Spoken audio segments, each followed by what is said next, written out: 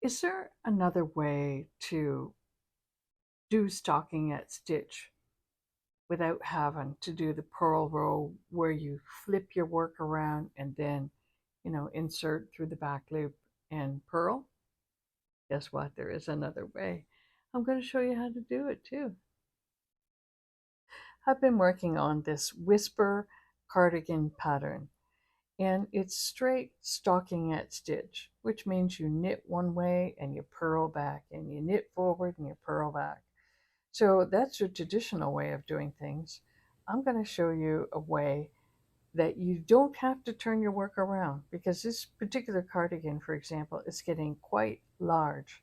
It's basically one really long rectangle piece where I have used some, what do they call it? A yarn that's inserted to mark this armholes.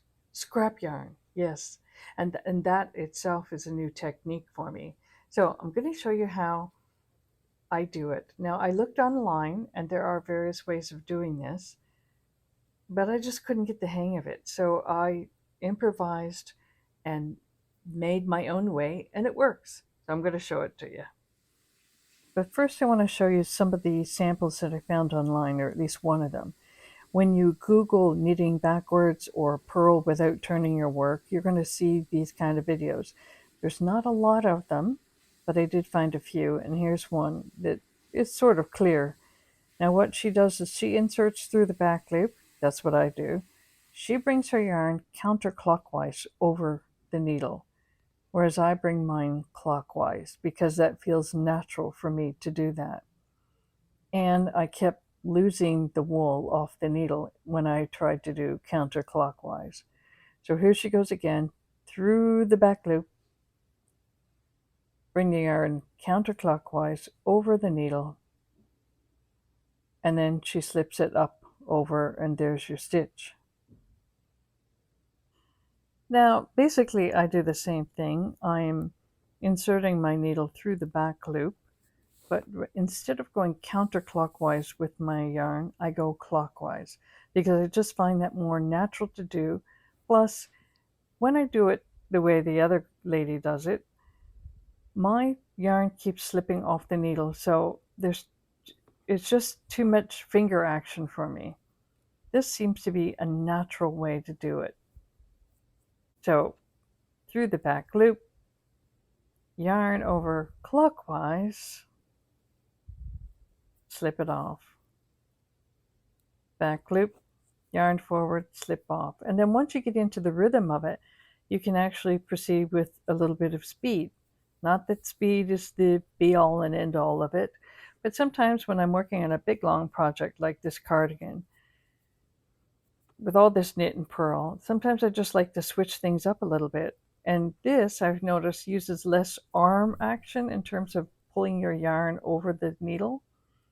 It just is a little more finger action, but I just slip it through the back, yarn forward, hold it on the back, and off we go. And then I can proceed with a bit of speed, plus it makes boring knitting a little bit more interesting. So you can see you get the same end result.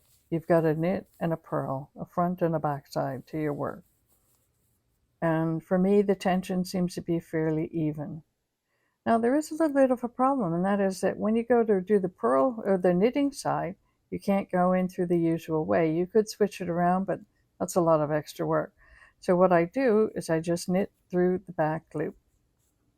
So it's like the whole thing, purling and knitting, is through the back loop. And again, it just sort of switches up your knitting style a little bit and the way that you do it.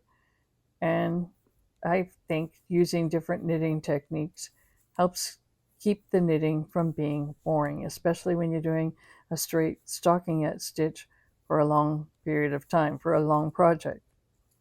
So you can let me know what you think.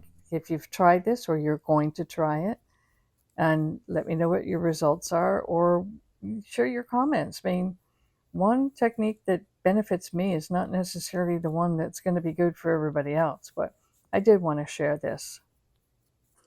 Okay, let me show you just one more time.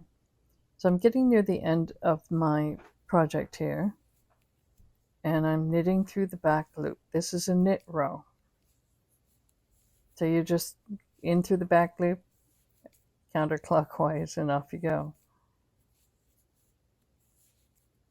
Now I've reached the end. So instead of turning my work, all I do is I insert my needle through the back loop and I go clockwise over. Back loop, clockwise, over. And like I said, once you get used to doing this, you can actually build up a little bit of a speed. You get a rhythm, a momentum going. And I found it fun. Here's a look at my big, long project, the cardigan.